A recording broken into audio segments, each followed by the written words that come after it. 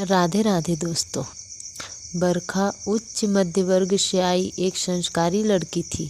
उसके सपने इतने ऊंचे नहीं थे जिन्हें उसका इंजीनियर पति प्रशांत पूरे न कर पाए। एक सीधी सादी प्यार से सराबोर जिंदगी की कल्पना की थी बरखा ने, परंतु उसकी शादी के तुरंत बाद प्रशांत के पिता को अचानक दिल का दौरा पड़ा और वे दुनिया से चले गए और साथ ही ले गए प्रशांत और बरखा के जीवन के सारे रंग। सारी जिम्मेदारी अचानक प्रशांत के कंधों पर आ पड़ी। हनीमून के टिकट कैंसिल कराकर दोनों घर और घरवालों को संभालने में लग गए। बरखा उन लोगों में नहीं थी जो ससुराल वालों को पराया समझती है। उसने अपने सपनों को उठाकर मन की अलमारी में ऐसे रख दिया जैसे शादी का लहंगा और जेवर उठाकर रख दिए हो। प्रशांत का अब एक ही सपना था, पापा की कच्ची गृहस्थी को पार लगाना, और यह काम बरखा के सहयोग के बिना संभव नहीं था। मम्मी पर जो दुखों का पहाड़ टूटा था उसे तो कोई नहीं रोक सका था, किंतु प्रशांत और बरखा ने जिस तरह से सारे घर की जिम्मेदारी उठा ली थी उससे मम्मी को संभलने में बहुत मदद मिली थी। 1 साल बीतने पर प्रशांत ने अपनी बहन साधना की शादी कर दी थी। पापा के प्रेविडेंट फंड की सारी रकम इस शादी में खर्च हो गई थी। अब उससे 4 साल छोटी बहन अर्चना की शादी के लिए पैसे जोड़ने थे। फिर छोटे भाई समीर और अर्चना के कॉलेज की पढ़ाई का भी तो खर्च था।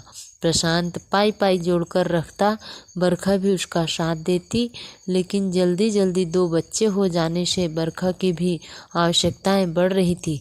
जब भी वह किसी खर्चे की बात करती प्रशांत और उसका झगड़ा हो जाता। उसकी छोटी छोटी ज़रूरतें भी प्रशांत को ज़रूरी नहीं लगती। वह उसे किफ़ायत का भाषण देकर या डांट डपट कर चुप करा देता। समय बीतता गया। छोटी बहन उमा की भी शादी हो गई। भाई समीर का जॉब लग जाने पर उसकी भी शादी हो गई। उसकी पत्नी तुलिका जॉइंट फैमिली में नहीं रहना चाहती थी। जल्द ही समीर और तुलिका ने अपनी अलग गृहस्थी बसा ली। मम्मी की उम्र का तकाजा था। वे बीमार होती तो प्रशांत और बरखा ही तो उसके अपने थे। वह उनकी सेवा करते। उनके इलाज में एक खासी रकम खर्च हो जाती, पर जन्म देने वाली और पाल पोस कर बड़ा करने वाली माँ के आगे वे पैसे का मुंह थोड़े ही देखते। इधर उनके बच्चे आस्था और विश्वास बड़े हो रहे थे। उनके भविष्य की चिंता करने कौन आगे आता। वे तो इन दोनों की ही जिम्मेदारी थी।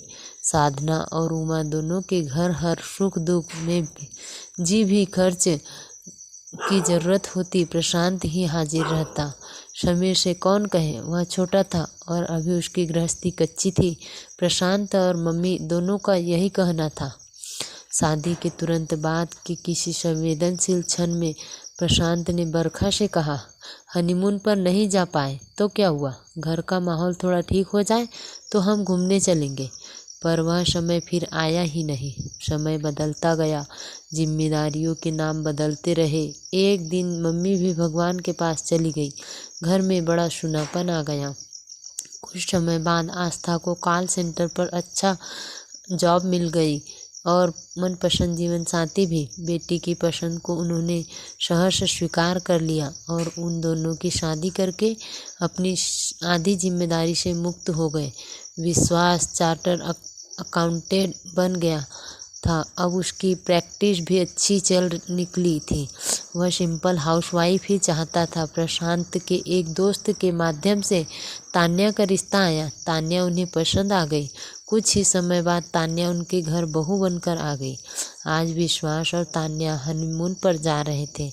जाने से पहले पैर छूने आए तो प्रशांत ने आशीर्वाद देते हुए कहा, जाओ खूब घूमो फिरो, यही तो उम्र है घूमने की। सीधे साधे ढंग से कही बात न जाने क्यों बरखा के दिल को लग गई। आंखों में आंसू आ गए। जल्दी से दोनों को आशीर्वाद देकर पीछे मुड़ गई। कहीं तान्या ने आंसू देख लिए तो पता नहीं क्या मतलब निकालेगी। अब बरखा को लगने लगा था कि वे वाकई अब अपनी जिम्मेदारियों से मुक्त हो गए हैं। एक नई नवेली ब्याहता का अल्लाड़पन जाग उठा उसमें और वह बड़े मनुहार से प्रशांत से बोली, सुनो जी, अब तो हमने अपनी जिम्मेदारियां भी पूरी कर ली है। चलो अब देश दर्शन के लिए चलते हैं। मेरी दक्षिण भारत जाने की बड़ी तमन्ना है। चलो अब घूम आए। प्रशांत ने उसकी तरफ देखा और हंसकर बोला, बाल सफ़ेद हो रहे हैं तुम्हारे, पैरों में दर्द बना रहता है, अब क्या घूमने की उम्र रह गई है तुम्हारी। सुनकर बरखा शन्न सी रह गई। ऐसा लगा जैसे अचानक ओले पड़ गए हो। अंदर जाकर शीशे के आगे खड़ी हो गई। 2 बूंद आंसू गालों पर लुढ़क आए। उसे लगा कि तान्या आ रही है तो झटपट आंसू पोंछ लिए। जिम्मेदारी मानो तो है और मानने वाले के लिए जिम्मेदारियां एक चक्रव्यूह की तरह होती हैं। एक पूरी की तो दूसरी आ गई। यही हाल बरखा का था। बड़ी जल्दी ही पता चला कि तान्या इस घर में एक नन्हा मेहमान लाने वाली है। घर खुशी से भर उठा, लेकिन तान्या की तबीयत बहुत खराब रहने लगी। उससे खाना नहीं खाया जाता और वह बहुत कमज़ोर भी महसूस कर रही थी। ऐसे में कोई तेज तर्राट सासू होती तो बहू को 4 बातें सुनाती, यह कहकर कि तुम कोई अनोखा काम नहीं कर रही हो, बच्चे तो हमने भी पैदा किए, पर मजाल क्या कि कोई काम छोड़ा हो। पर बरखा ने सोचा कि वह सास बनकर नहीं रहेगी, बल्कि सासू माँ बनकर रहेगी। वह तान्या का पूरा ख्याल रखती, उसके लिए वही खाना को बनाती तो उसका खाने का मन करता रोज़ उसे नाश्ता देती। दही, दूध, पनीर को अलग अलग तरह से बनाकर उसे खिलाती, जिससे उसका मन न उबे और पौष्टिक तत्व उसको मिलते रहे। तान्या भी अब बेफिक्र से अपनी इच्छा उसको बता देती। उसने तान्या को वह प्यार दिया जिसकी उसने कभी अपनी सास से अपेक्षा की थी। कभी कभी वह सोचती कि अगर आज मेरी सास जीवित होती तो देखती कि बहू को बेटी समान कैसे रखा जाता है। बहुत पहले एक बार उसने अपनी मौसिया सास को कहते सुना था, बहू पर लगाम कसकर रखना, जीजा जी नहीं रहे तो कहीं ऐसा न हो कि बहू मालकिन बनकर तुम पर हुक्म चलाने लगे। बस उसकी सास ने उनकी इस बात को कसकर गांठ बांध लिया था। सब कुछ करके भी बरखा को इस घर से कभी वह प्यार और सम्मान नहीं मिला जिसकी वह भूखी थी। उसकी माँ, उसकी भी कुछ तमन्नाएं होगी, कुछ सपने होंगे, इसके बारे में सोचने की किसी को ज़रूरत ही नहीं समझी थी। किसी ने ज़रूरत ही नहीं समझी थी। 3 महीने होते होते बरखा की तबीयत बहुत संभल गई थी। अब वह पहले की तरह कमजोरी और थकान महसूस नहीं करती थी। अब वह बरखा के साथ खूब अच्छे से घर की जिम्मेदारियां भी बांटने लगी थी। उसके चेहरे पर भी अब निखार आने लगा था। आज नवंबर की 1 तारीख थी।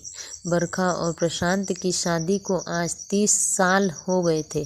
सुबह सुबह वे दोनों बैठे हुए चाय पी रहे थे। विश्वास और तान्या आए। दोनों ने पैर छूकर एक लिफाफा दिया जिस पर खूबसूरत शब्दों में लिखा था, विवाह की 3री वर्षगांठ पर शुभकामनाओं सहित आपके बच्चे विश्वास और तान्या।